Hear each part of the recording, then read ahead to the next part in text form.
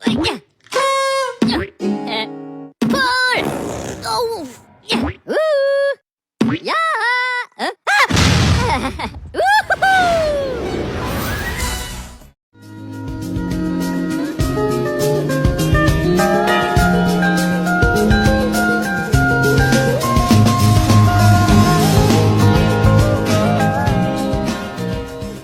Gender tidak dibawa sejak lahir, melainkan dipelajari melalui sosialisasi.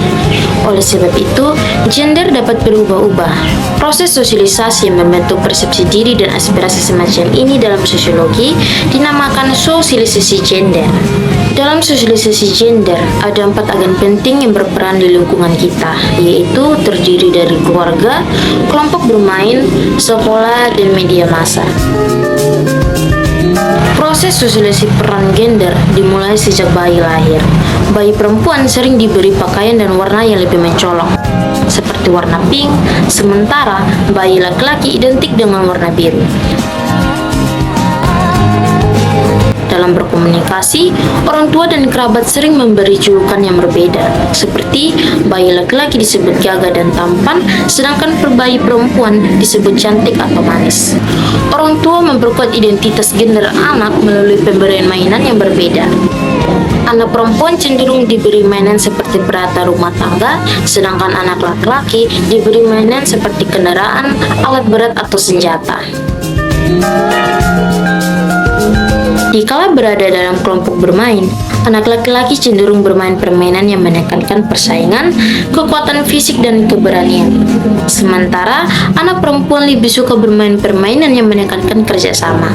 Saat remaja, laki-laki belajar untuk berani dan agresif, sedangkan perempuan diajarkan untuk pasif dan menjaga kehormatan diri. Kelompok bermain juga menegakkan aturan sosialisasi gender. Anak laki-laki bermain dengan mainan perempuan atau bergabung dengan kelompok perempuan cenderung dicap banci dan berisiko dikucilkan. Begitu juga anak perempuan yang berorientasi pada permainan laki-laki dapat dicap sebagai tomboy. Di sekolah, pembelajaran gender juga diterapkan melalui kurikulum. Misalnya, dalam pelajaran prakarya, siswa dan siswi diajarkan hal yang berbeda. Siswi mempelajari ekonomi rumah tangga, sementara siswa mempelajari jenis olahraga yang berbeda. Pembelajaran gender di sekolah juga terlihat dari buku teks yang digunakan. Buku teks cenderung mengabaikan kontribusi ilmuwan perempuan dan hanya menonjolkan gambaran olahragawan, bukan olahragawati. Media massa sering menampilkan iklan yang memperkuat stereotip gender. Iklan produk rumah tangga cenderung menampilkan perempuan sebagai ibu rumah tangga, sedangkan iklan produk mewah dan simbol kesuksesan cenderung menampilkan laki-laki. Meskipun ada iklan yang menampilkan perempuan di ranah publik, namun biasanya hanya pada pekerjaan yang posisinya rendah seperti resepsionis atau kasir, bukan pada posisi penting. Patriarki adalah sistem yang menempatkan laki-laki sebagai pihak yang berkuasa. Sistem ini dianggap wajar karena dikaitkan dengan pembagian kerja berdasarkan jenis kelamin. Patriarki dianggap sebagai sistem yang memberi kekuasaan pada satu pihak untuk mendominasi pihak lain yang dianggap lemah, seperti kelompok miskin, lingkungan, dan perempuan. Di Indonesia, patriarki berakar dari berbagai aspek, seperti pembagian kerja, feudalisme, dan ajaran agama.